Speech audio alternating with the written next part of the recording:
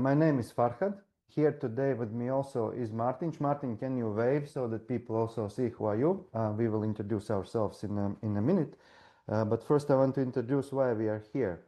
And let me remove the timer also. So our goal today is to give insights how to grow profitability and revenue. So those two by upgrading company scalability. And we will talk, the whole workshop is about company scalability. Primarily, this information is for you if you already have customers, revenue, and team, and also a management team, and if you want to keep growing. But as well, if you are in a bit earlier stage, then this will help you to foresee for the future how to set things up, because it's always easier to go straight in the right direction rather than to change things later. By the end of the workshop, if you apply this information, we want to give you 3 outcomes. One is that by using these principles, you achieve that your management team is aligned on priorities that actually grow business. Second, that execution less depends on the CEO, but instead the team works more independently. And then the natural result, the CEO has more time for strategy and higher leverage work, and also family and himself also. So, because if these 3 are in place, then the profitability is highly likely to grow as well as revenue. How we will work today, we will have 2 parts. First, the information and then the practice.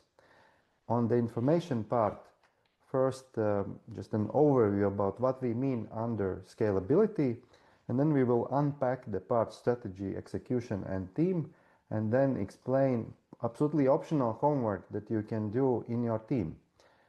And then we will move in the second half into peer discussion and Q&A session.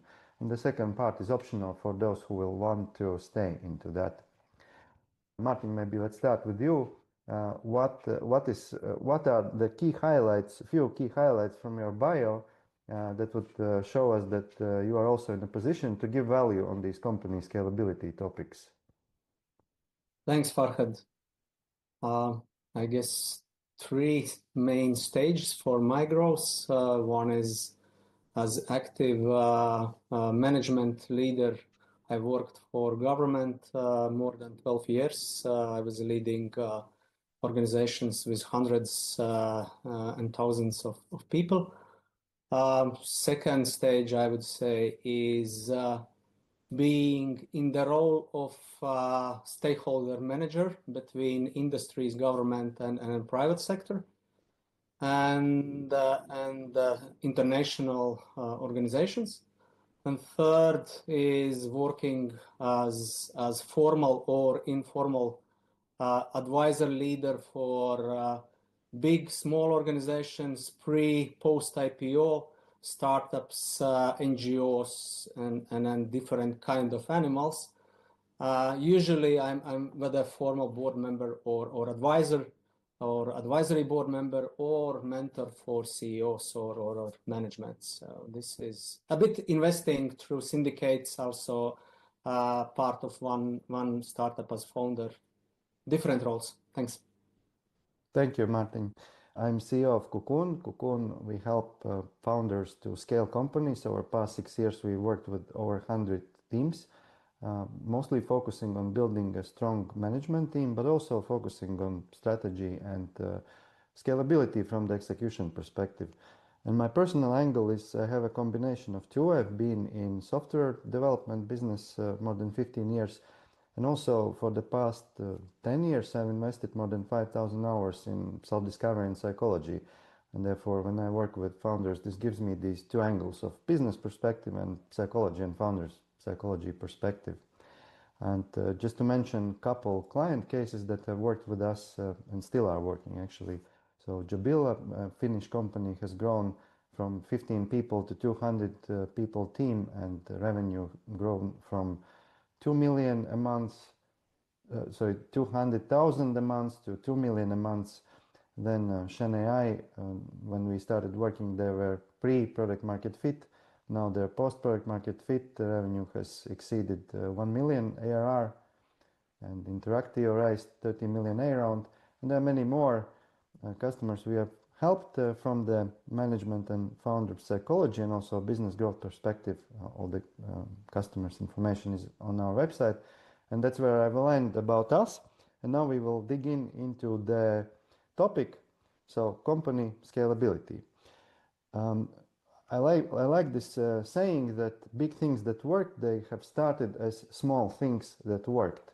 And if we look at the very small scale when the company started, then results that equals what we decide to do, who does it, and how well we do it.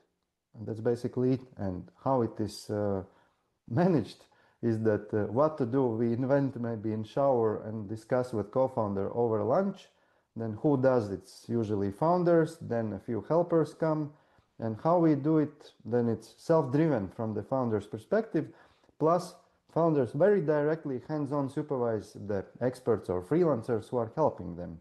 And if it all works well, then the company grows. The team grows, the number of customers grows, there is already management team in place, or should be management team in place.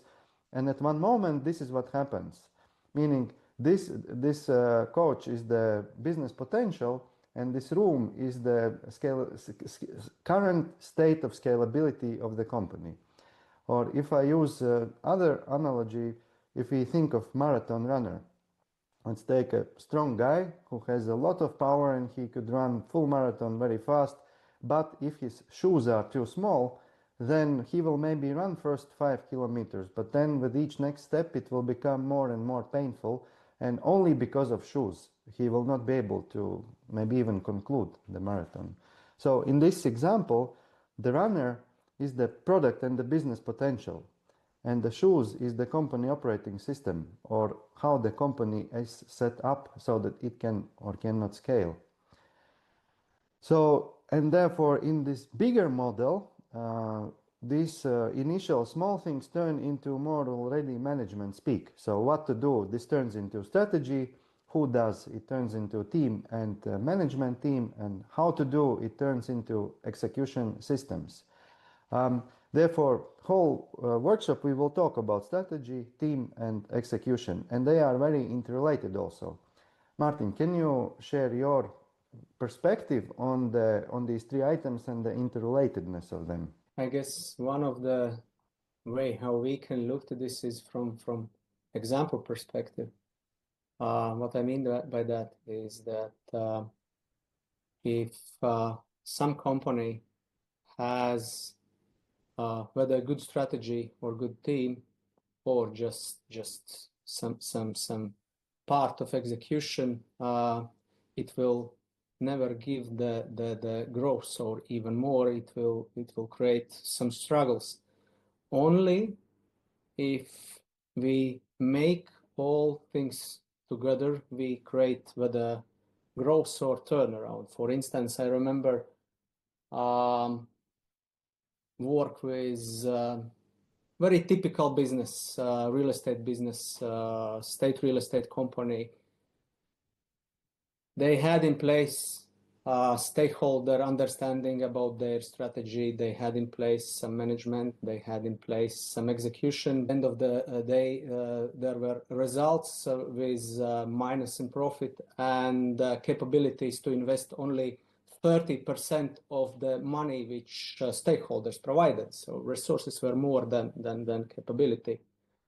And step by step, on the one hand, new strategy with new focus, then change of team, more than half of the higher middle management, and third, specific routines starting from the board and management execution, all together created the result which in 2 years gave profit. In 6 years, all the clients which were skeptic become as interested to give more buildings, more their resources under management of state real estate. So in a way, the logic is that when you create your strategy, which is very clear and focused on your client and potential client, and combine this with motivated team and routines, it creates results. So this is how I understand the logic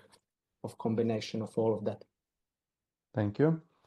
I want to also state that we will not promise and there is none silver bullet in improving company scalability. Instead, it is a combination of many puzzle pieces and many iterations.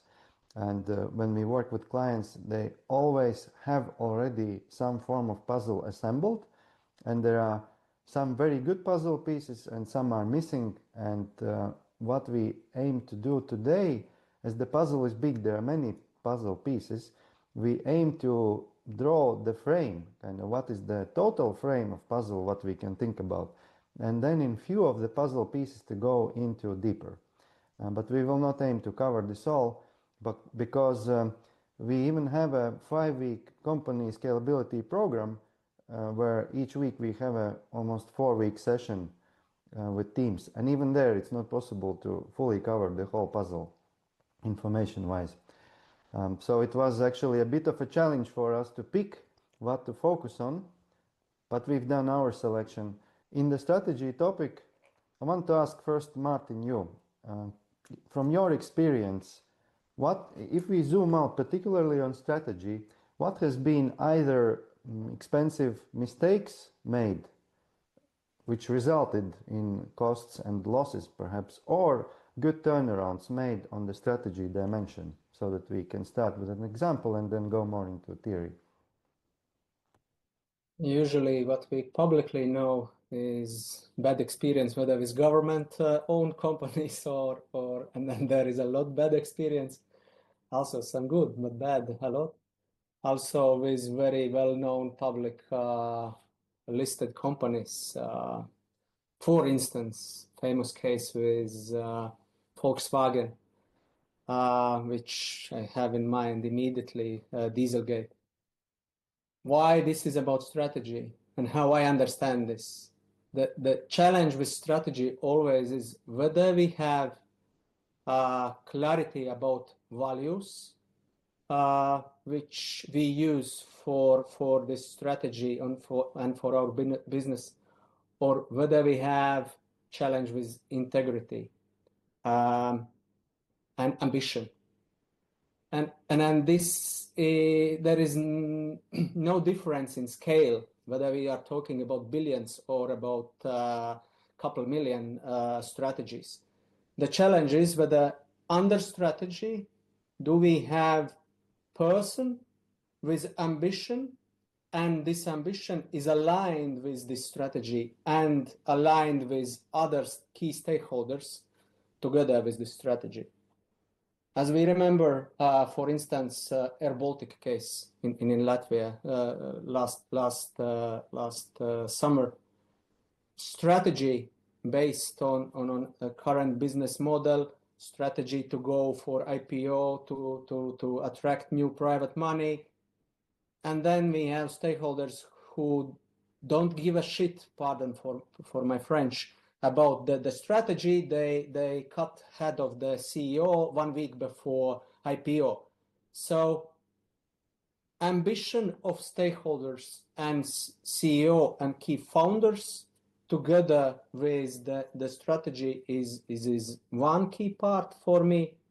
And then second part for me is being capable to focus on priorities which we declared in our strategy as key focus, and all the time check whether those priorities are aligned with response what we get from universe.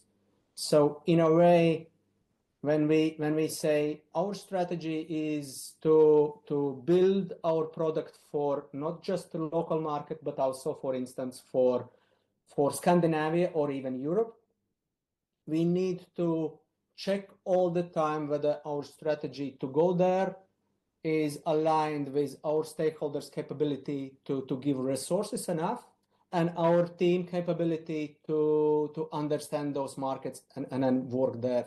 That's like very simple example how I understand potential of successful or failure in strategy. Thank you. I think this example illustrates well the unpacking that will follow now. So if we unpack the strategy part, there are three levels how to look at it, or three topics. One is the strategy content, then the process, and then buy-in. Content meaning what are the questions we need to ask and answer ourselves to design the strategy. Process, how we do it and how we ensure that the strategy is up to date and realistic. And buy-in, how we align our core team around the strategy and why it's important. So that's what we are going to talk about a bit now. So first, looking at the content, I want to state that strategy is not just a plan of activities. It's similar like in architecture. Before we would plan what we build after what, we need to draw what type of building are we even building on the plot of land we have and for the customer who wants it. So therefore there's a thinking that strategy is plan. This is slightly limited thinking. So therefore, when we unpack the content of the strategy that we need to think about, and if we think about this examples that Martins just shared, then it connects. So first, there is this where and why are we going, and this is what comes from the owners, so from the shareholders of the company. So why we have the company, what do we want it to look like after a few years, and what are specific business goals that we as owners of the company or founders of the company want to achieve. For example, this amount of revenue, this amount of profit in year 2, 3, and 4. And only after this it's possible to think about other questions because they are subordinate. And the rest of the questions is how will we get here? So if this is the destination where these two are aspirational and the business goals is very objective and measurable, then this side is how we get there. And there are again certain models and there's plenty of business literature on these models and we won't go into detail about them now, but these are kind of the topics that we need to cover when planning the strategy.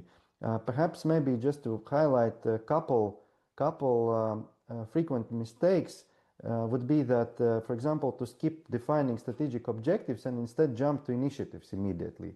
What's the difference here? The difference is such that, for example, here in business goals, we have said that we want to reach 10 million revenue next year. And in Winning Recipe, we have defined how the product will work, what the business model will be like. But we need to, for the team, we need to define the breakdown into smaller strategic objectives before we think what we actually will do. For example, the natural tendency somehow would be to say, okay, let's launch a branch office in Germany. But that's an initiative. We need to translate it into objective. Objective is, for example, let's reach 3 million revenue in Germany. So that's an objective. And we need to first cement the objective because initiatives can change during the year, but the objective should not change. So that's just one thing. And part of strategy content also is how do we track progress? So how do we know where are we? And as the business doesn't exist in vacuum, so it's a cycle. And the strategy content creation happens, let's say in December, and then 3 more times during the year updates. Then during this cycle, we definitely need to look at how are we doing so far. So we look at previous periods, goals and results, the causes of either reached or not reached results, and the learnings. And therefore, the cycle actually goes like this. Where do we want to go? How did we do so far? How we will get where we want to get, and how will we track progress? So that's about the content of the strategy. About the process, there are 2 parts because we need to ensure that the strategy is always up to date and it is realistic. And well, because of AI, the speed of this cycle is increasing. Therefore, it would be useless to define strategy only once a year. And here is our perception how to design the cycle, that there's annual process, quarterly process, and monthly process. And then how you do it, it's up to you. Here's kind of our view that we just take the same things that were in the strategy content and we define which of those content pieces we will fully review in the cycle phase and which ones we will review partially and which ones we will just decide if we even review. So we start our monthly strategy session with a question, okay, given how the previous months went, do we feel we need to review our strategy now? Yes, no. If no, we just proceed to the next. Okay, then let's see if we need to review quarter objectives. So that's how the cycle goes. The grip, in turn, is a bit different part. So if cycle is to ensure that things are up to date, then grip is, there's this word, grip on reality, so that they are grounded in reality. Sometimes some of the CEOs look like this. And they have a huge vision, nice vision, but there's as if some magical mirror in front of them, and what they see is not the reality. Reality is different, because we need to connect strategy, actual results, and what's happening in the market. And the way to do it, of course, there are many ways. Here's the minimum: that we use scorecard, that we use budget, that we use progress review, which I already mentioned, and that we talk.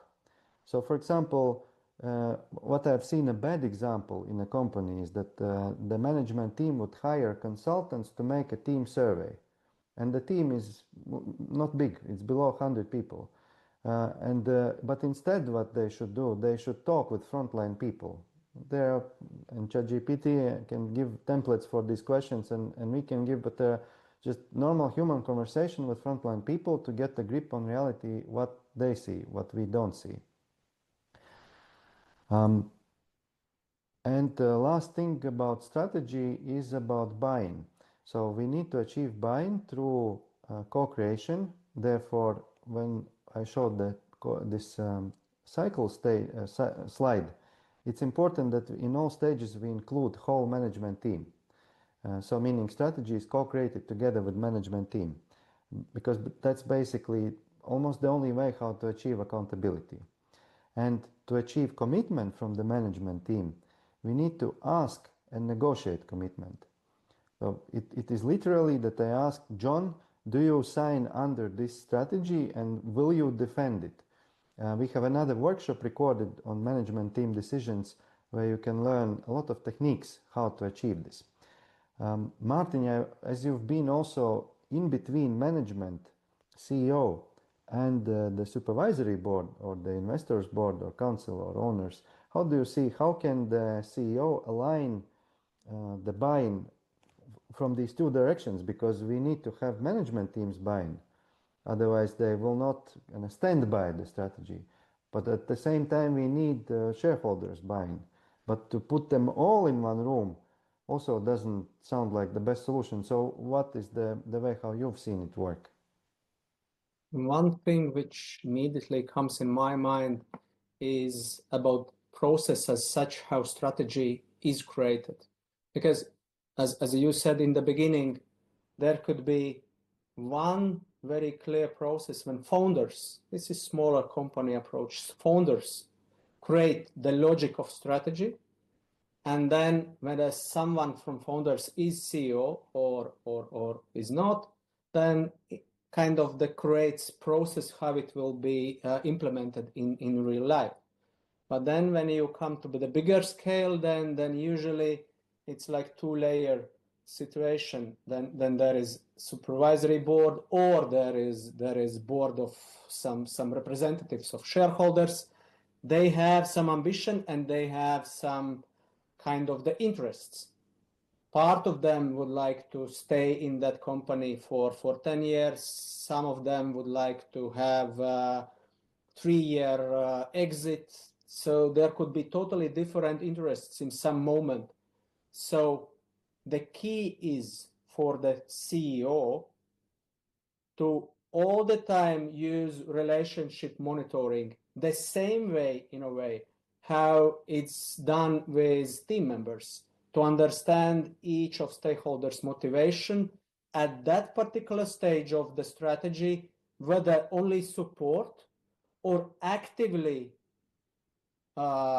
interact, give some additional value, or only be sitting in like a last line of the bus and then just observing, in a way to understand whether commitment of shareholders and stakeholders is all the time together with CEO's strategy commitment. So this is the relationship model which works and which sustains the capability of CEO understand whether he is fully backed by stakeholders with this strategy. Thank you. So if I jump back to this slide, then this part where we are going, especially the business goals, this is what to be aligned with the shareholders. Yes, And exactly. the part how we will get there, this mostly has to be aligned with the management team, because management team is responsible to get there. Okay. Good example. Yep. Okay, so that summarizes the strategy part. So we spoke about content, meaning what we define in strategy, process, how we ensure it's up to date and realistic, and buying, how we achieve commitment and accountability. The next part is about execution. I with humor chose this picture. It's like some CEO clip art, how CEO would look in the movies. Because why with humor? Because in reality, in mentoring sessions, I hear CEOs feeling more like this.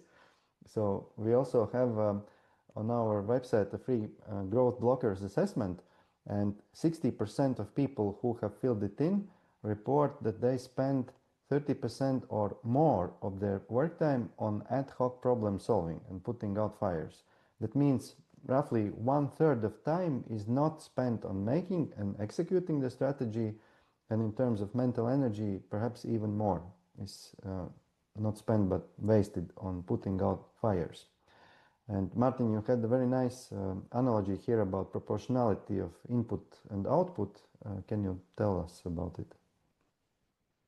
To be quite honest, I'm not sure whether I remember the exact example, but what I definitely observed in my personal experience and also in a lot of work with companies and CEOs, the proportionality is from the attention and time you are spending on what, whether you plan, time for planning, and use this time for planning, then you will always be capable to understand whether you act according your plan and your priorities. This is the first part.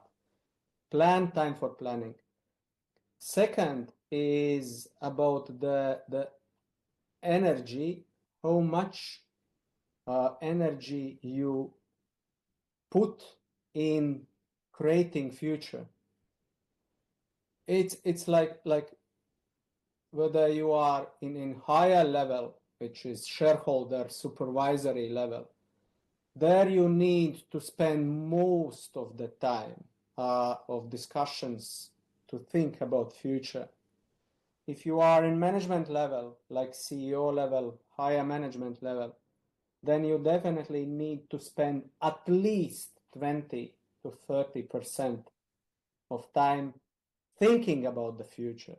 Otherwise, the past will catch you and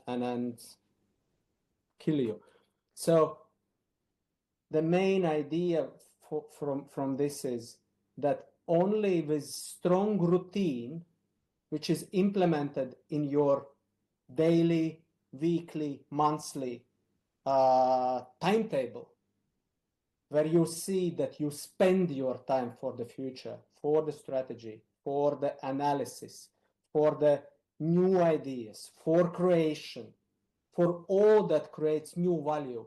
Only if you see this in your agenda, then you will be capable to expect that this will be a result out of your activities. So if we are talking about scaling, growth, all those processes which requires new resources, that means you need to be aware whether in your timetable you have placed them there and you spend time for that.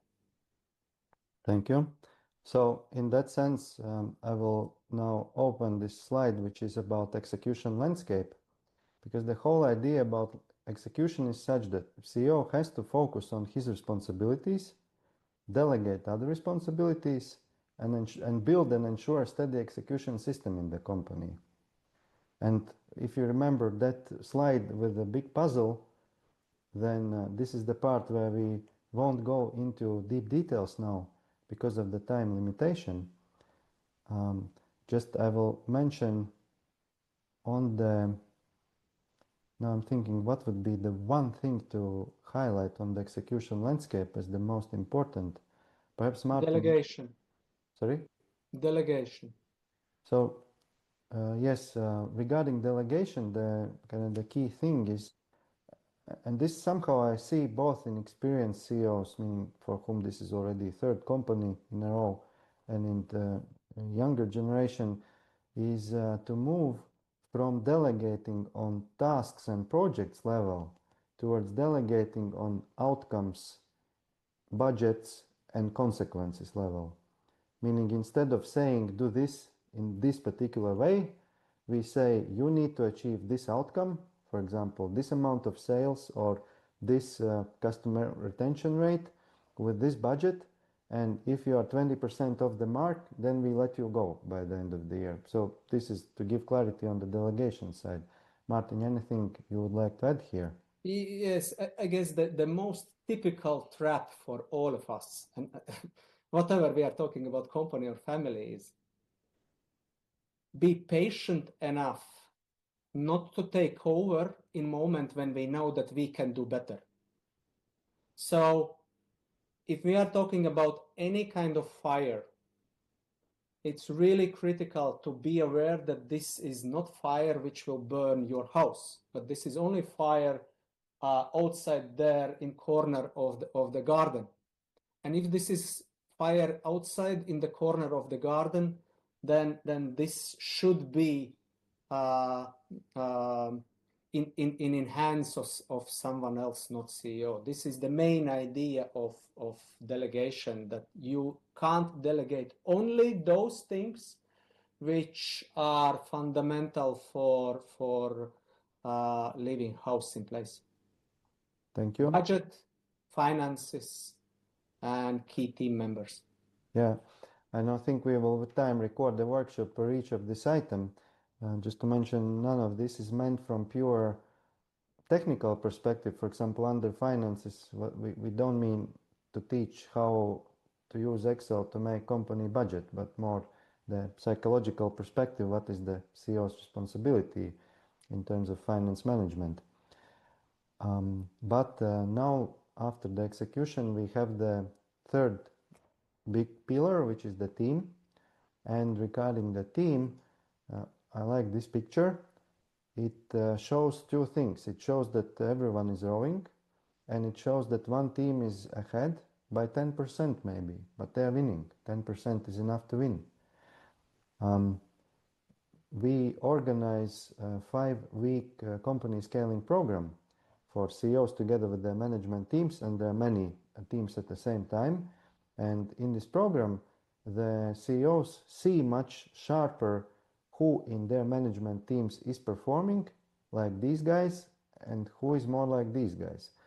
And one CEO told me recently that he fired one CXO after the program because he saw very clearly how that person wasn't able to contribute to strategy, and as a result of that, why he wasn't able to execute, because how can you execute what you don't understand properly? So with this thesis, I want to open the team section.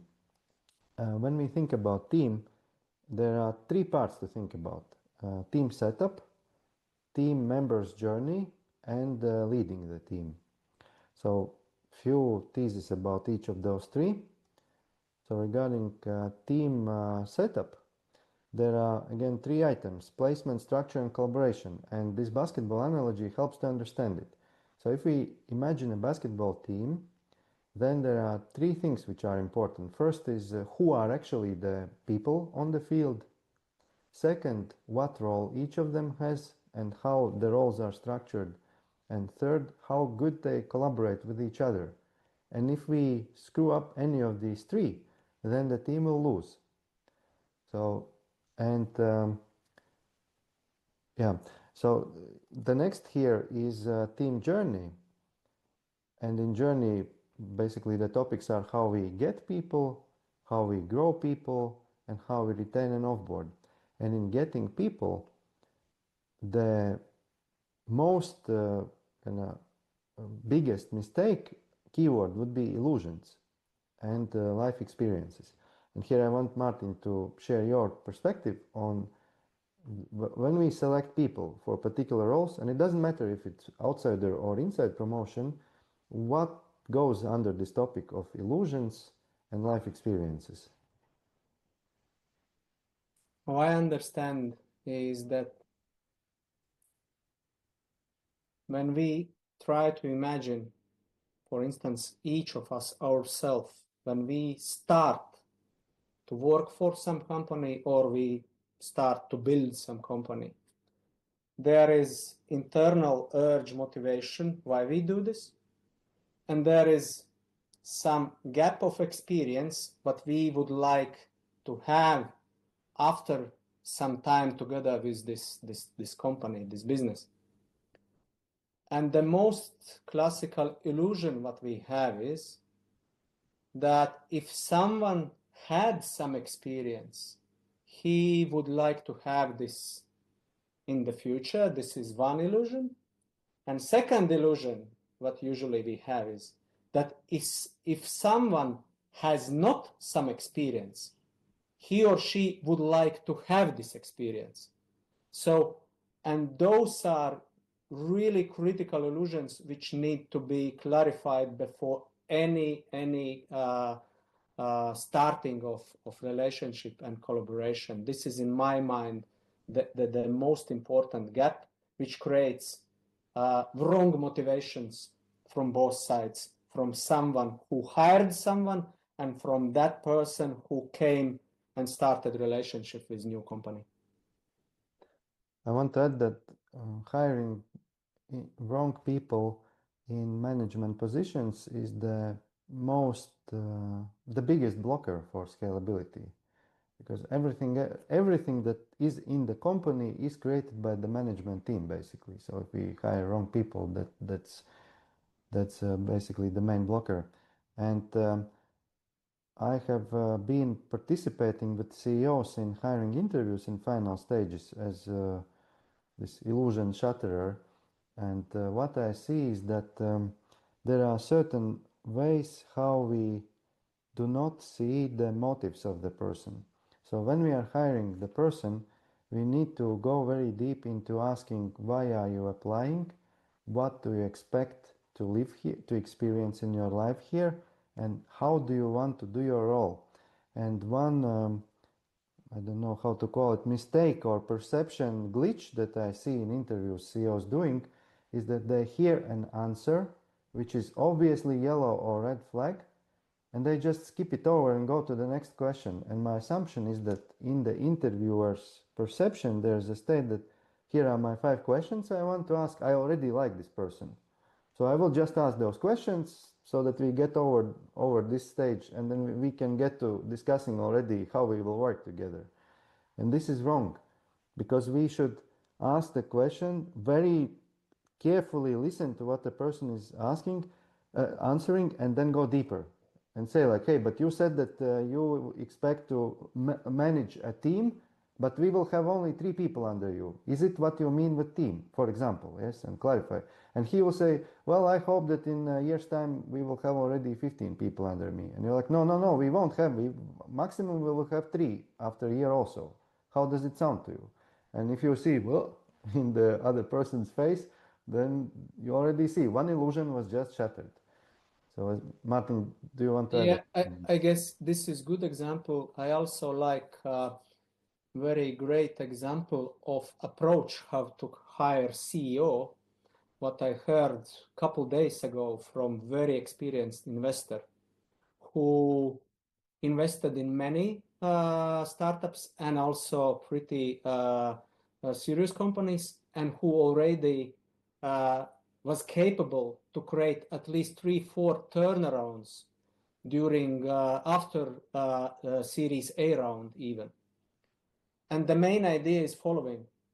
There are 2 parts for we as CEOs are critically responsible. First, to sell our story and our company, why it has incredibly cool potential, where you as the whatever manager level could be part of this journey.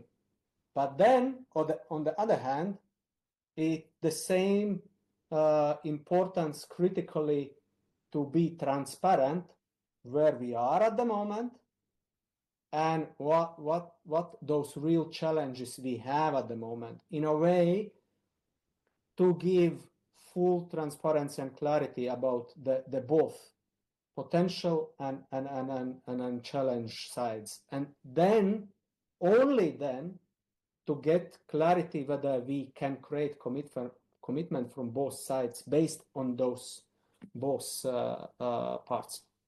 Thank you. I see we are a bit over time from the information part, but I still want to cover one subtopic under the third pillar in team. So in team, we spoke a bit about setup and journey. Under leadership, there are three parts: is to lead people, build relationships, and lead ourselves.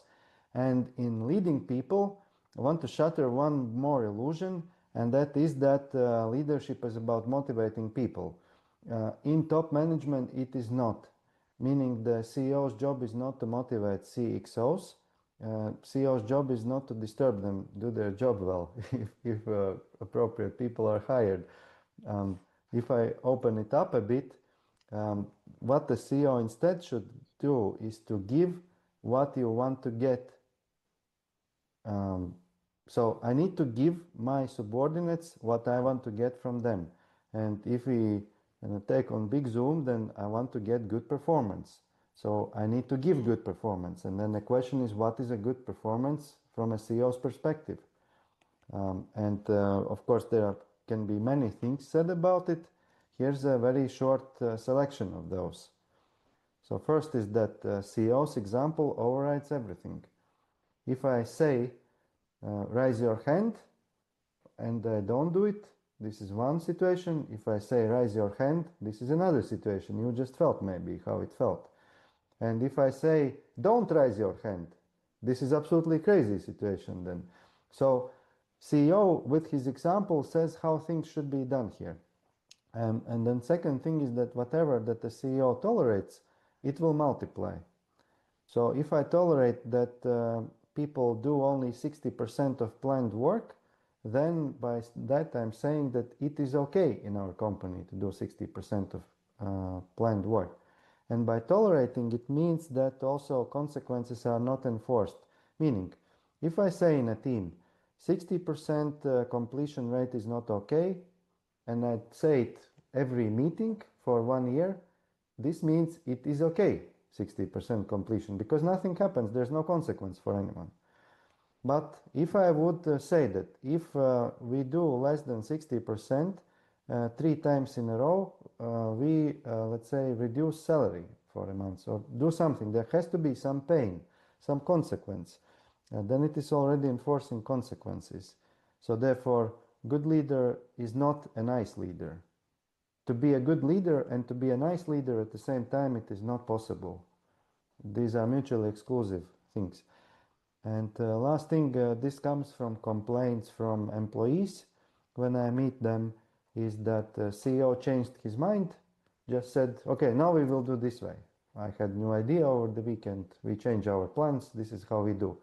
This doesn't work, we need to renegotiate, because if we want adults around us, then we need to treat them as adults. And with adults, we cannot just say, okay, kids, we are driving there. No, we need to renegotiate change of any change, basically. Martin, anything from you that you would like to add here on the team leadership topic? I guess better. Let's go further. Okay, so but that concludes the team landscape, and now to conclude the information part, I will share the team homework that you can do with your team, and then we will fill in the quick assessment in the Google Sheets that were shared. So the team action step is such that, and it's completely for free, that you can do in your team. On our website, there's a growth blockers assessment. It's called backbone assessment. And the suggestion is that you would fill it in everyone from your leadership team. Share with each other your answers and read them, and then discuss each point together, and you will see, first of all, where you have scored lows, like low scores, and where you have big differences in scoring. And to discuss those two parts and analyze the root causes of lows or differences, and from that you will get ideas, priority actions, what you should and could do to increase the company's scalability. Here you will receive the slides. Here are a couple examples of questions that you can use in the discussion part, which are creative ways how to extract information from people. If you want to learn more of these ways how to run these management team discussions, there's a free workshop recording where you can learn more of these. So, and if you will want our support on growing company scalability, then there's one very simple step. You can fill in the form and we can arrange a free discovery call, half an hour conversation where we talk about your goals, your opportunities and blockers, and see what perspective we can bring on your company's growth.